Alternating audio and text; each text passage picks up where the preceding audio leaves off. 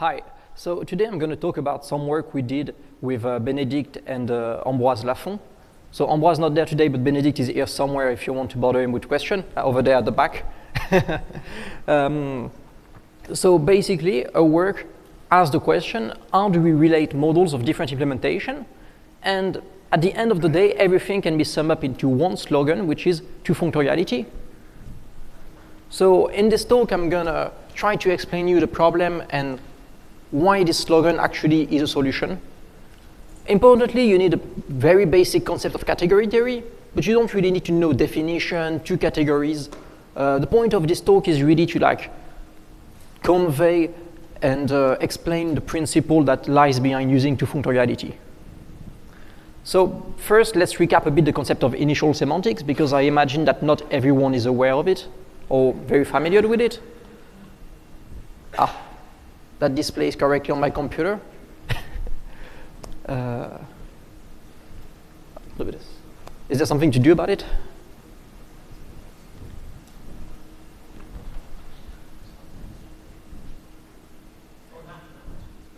Well, we'll do it this way then. So the most well-known example of initial semantics is how do you model your inductive types? If you want to modelize inductive types, you give yourself a notion of syntax, which is just like a functor of a base category. And then an inductive type is modeled by an F algebra. You have a base object that represents your terms, and then you have a constructor which goes from f of x to x. And then your morphism are just like functions that preserve constructors. The most simple example you can think of are lists, and it's just you're going to take an inductive type on the base category set, and your functor is going to be 1 for the constructor nil, because he has no argument. And then the constructor const has two arguments, a and an element of list, which is represented by x. So you're going to get an argument a times x. So then for your list, you're just going to model it by a F algebra for this functor. And every such model is going to have the structure and the constructors of list. So you're going to tell me that is great. That is great, you've modeled inductive types, their constructors and their structure. But how do you actually capture recursion principles? Because when you try to do proof about a language, that's what you need the most. That's where comes the initial part in initial semantic, because you characterize your inductive types as initial models.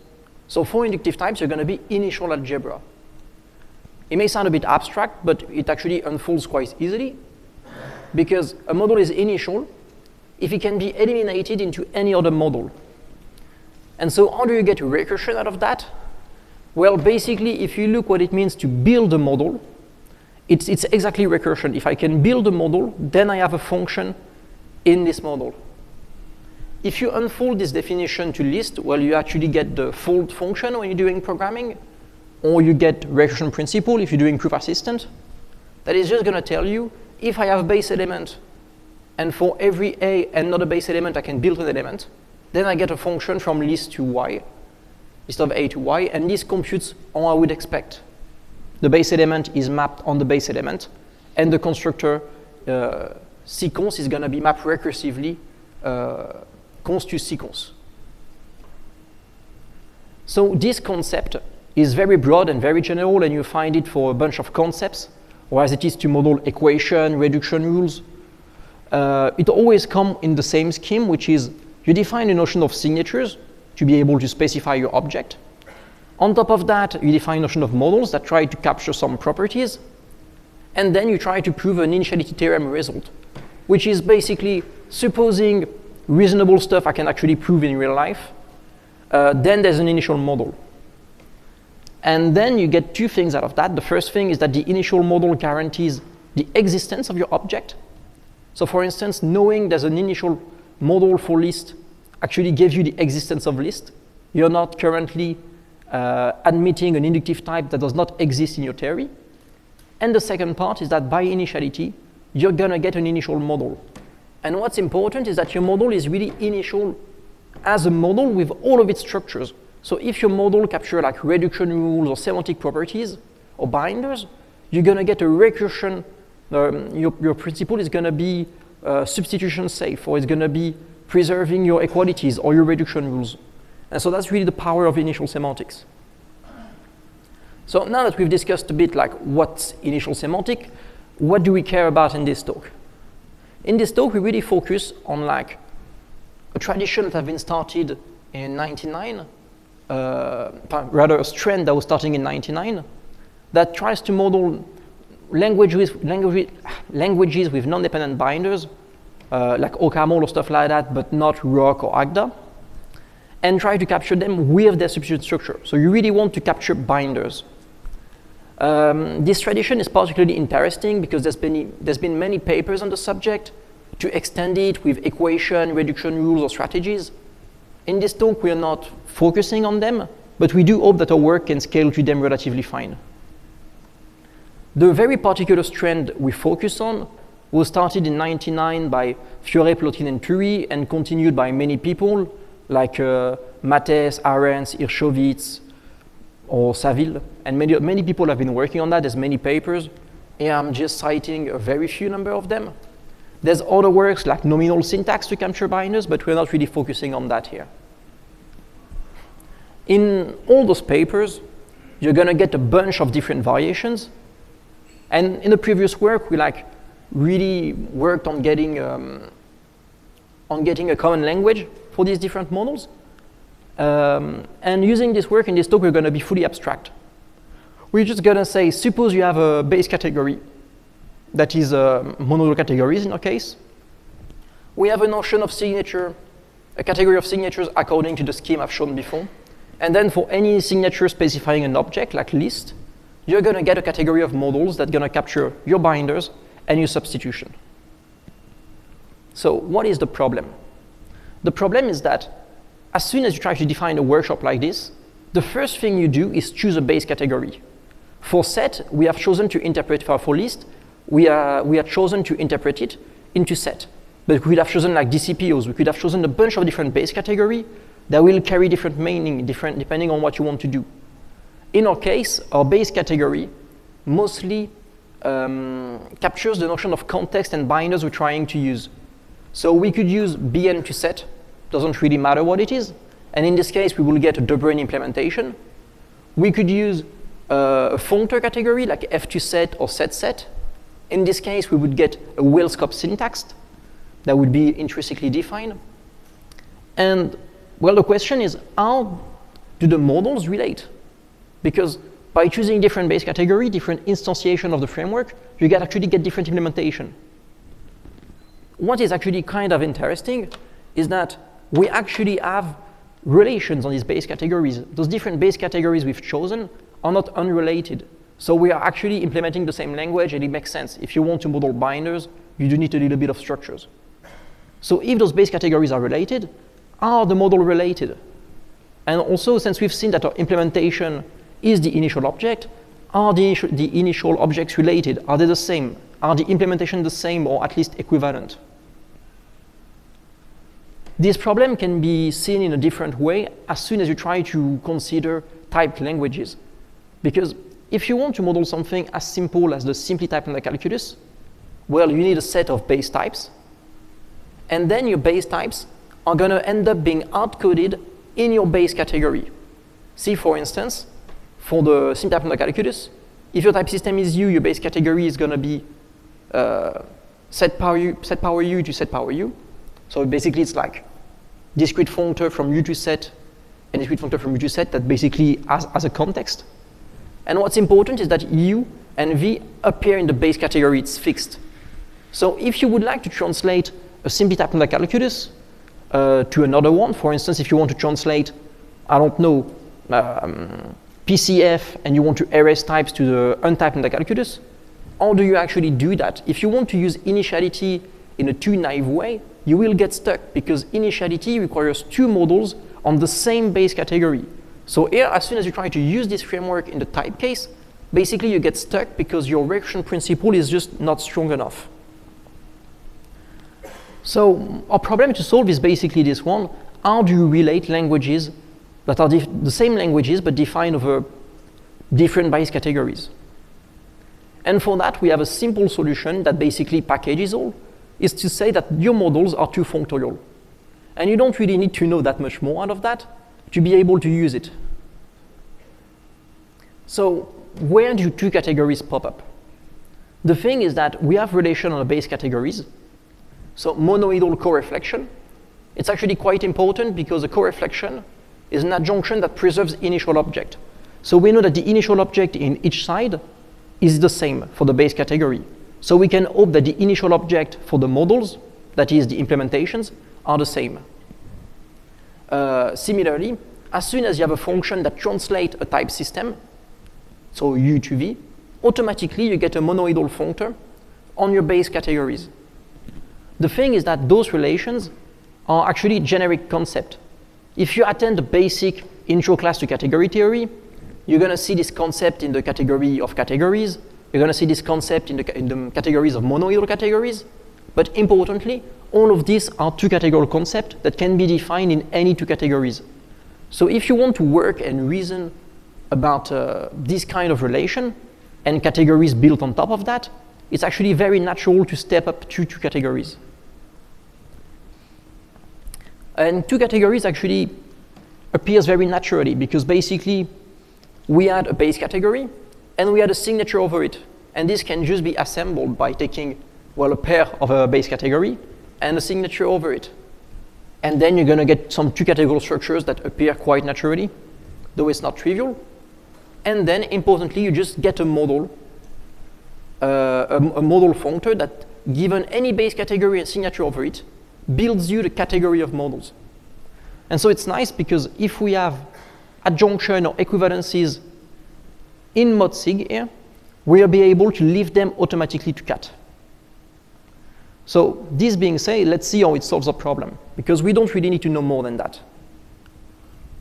If you look at the untyped case, well, you can very easily define a sub-notion of categories that are just the categories with enough structure to interpret your untyped languages like the untyped lambda calculus. So basically, you can just restrict your functor to get rid of the elements in mod sig that are basically too general to actually, well, interpret untyped languages. And then as soon as you've done that, you have your scheme. If you have a correflection F set to set set in the monoidal categories, you just have to show it's in particular correflection in your categories with enough stuff to actually interpret your untyped languages. And then automatically you can lift it, and you're going to get that for any binding signature, you get a correflection for the models. So for instance, this tells you that for the untyped lambda calculus, you have an adjunction, a correflection between your models on F set and your models on set set. And what's important here is that because the correflection preserves initial object, here in both categories, the initial object, that is the implementation, are going to be equivalent and the same. You can implement one with the other, and you can switch from one to the other relatively easily. The simply typed lambda calculus issue is a little bit more complicated, but basically the way it works is that you want to relate signatures of the different type systems. You want a more generic recursion principle. And if you want to do that, you need, in a way or another, to parameterize your notion of signature by the type system. And you can do this relatively easily for simply typed signatures.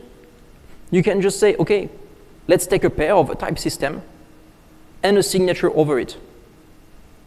Because of course the signature of the simply typed lambda calculus is not going to be the same as the PCF language, because in simply typed lambda calculus you don't necessarily have booleans. You don't necessarily have natural numbers, which you can have in PCF, in which case you will want different signatures for them.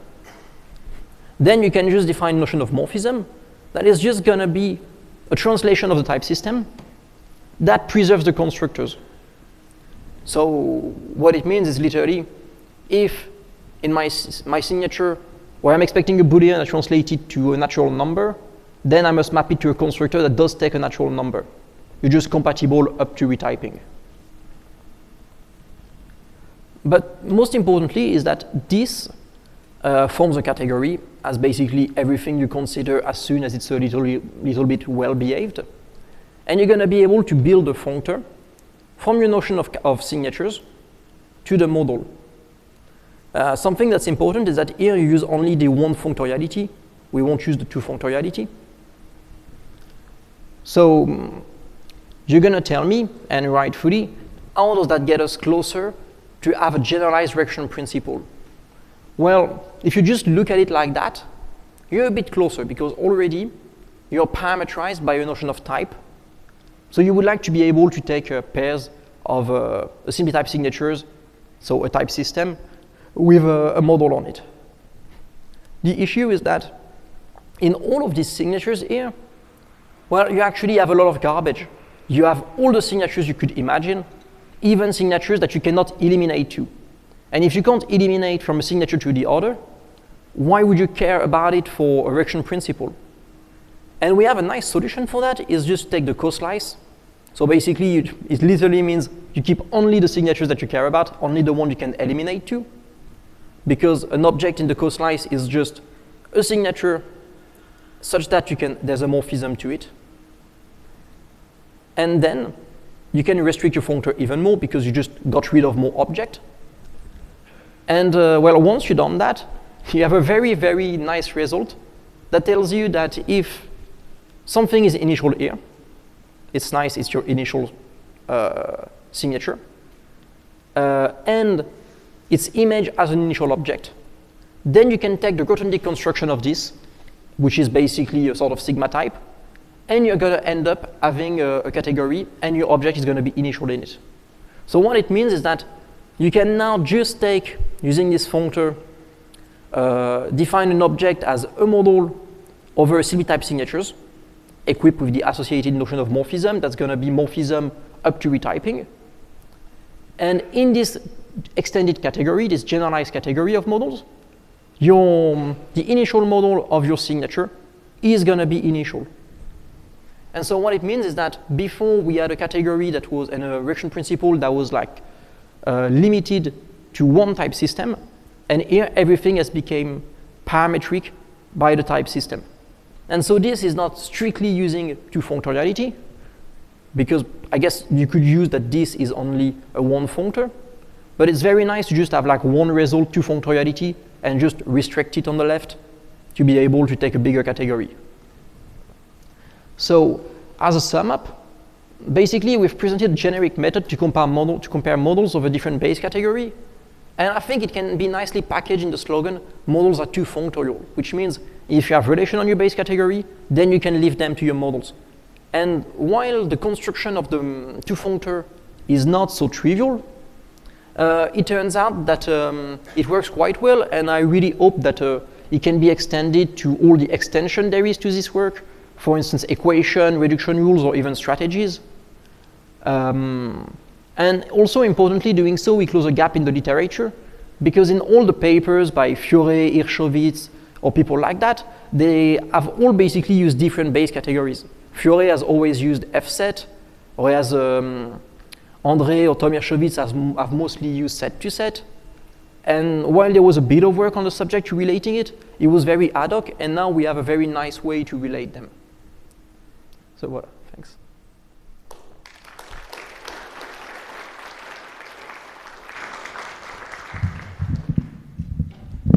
Questions?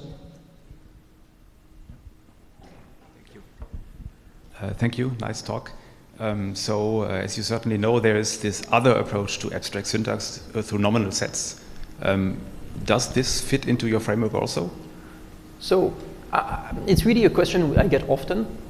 I haven't really explored this literature. According to Ambroise that contacted, sorry, I forgot, is it Hoffman? I think Hoffman has a paper on this in 2007, and he told us that not many people have actually worked on the connection, but apparently there's the PhD of Sam Staton that would tackle the problem and would say it's basically the same up to having pullback in your base category. Sure, that's clear. That's clear. But the question is, can you capture this connection in your two categorical setting? Can you formalize it? Formalize it? Do you mean in a proof assistant? Yeah, in two categories. Yeah. In two categories? Yeah.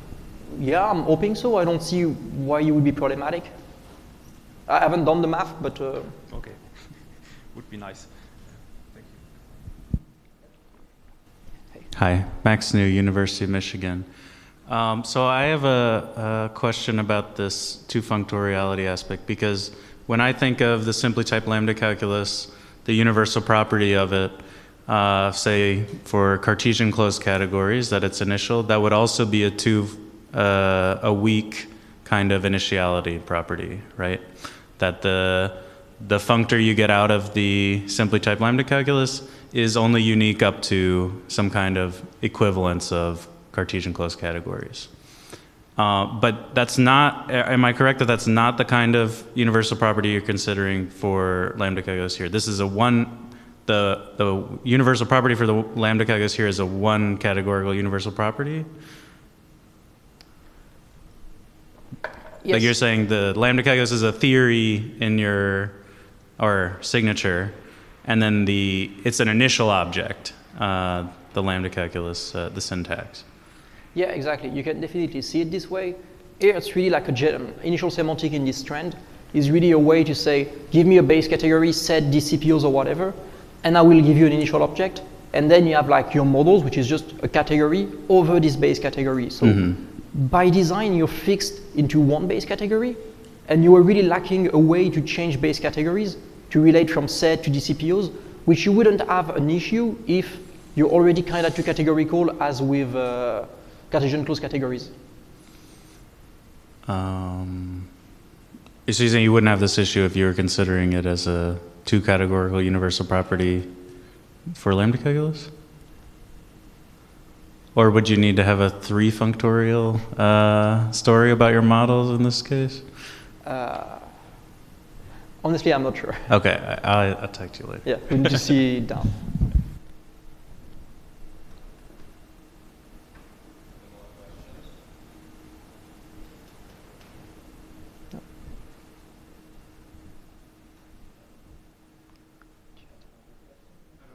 Okay. Okay. Then.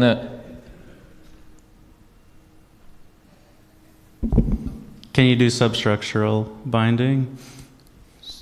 Also. Like linear logic? Yeah, I mean, there's definitely instantiation of that. I don't really see what's the issue. Basically, linear logic is only linear because of typing. I mean, it's because your rule is additive, additive and not multiplicative. But I don't remember which one. That is linear. Otherwise, it's just constructor and syntax. So you're saying you could have a theory for linear lambda calculus instead of simply typed lambda calculus? Yeah, I think so. No? Has this stuff that you have a diamond and you have a fine and linear and like fully structural, and you also parameterize by an arbitrary monoidal category for the base category, right? So yeah. It should cover it. Yeah. Oh, very cool. But actually, there's a paper that's interesting by Ambroise at Popol 2020 or something, where he considered an addition of this with reduction rules. And so he defined the lambda calculus with explicit substitution, and show it compiles to the regular lambda calculus, showing that the semantic is preserved. And so it's funny because you really see that in your source, you're using like a one-step reduction, but to be able to be reduction safe, you actually need to go to the transitive closure. So you do have like work like this where you can be really fine. There's even like strategies, and or you can formalize even sequent, like the typing derivation associated to a syntax. So it's actually quite powerful. You just can't do what Ambroise likes, which are SOGAT and dependent binders.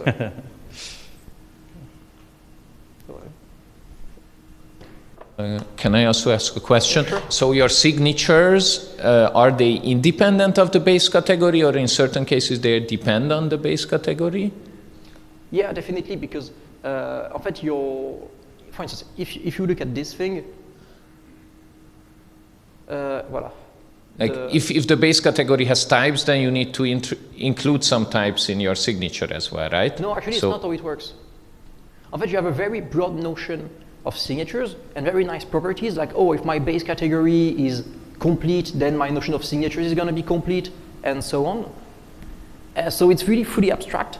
And if you work with a particular instance, like set power t to set power t, then you have to explain how do I define bindings for this base category, because of course binding is different if you're untyped or typed. So here you really have a fully abstract notion of signatures, and it's when you instantiate it that you actually have to define a signature and prove it verifies the initiality theorem.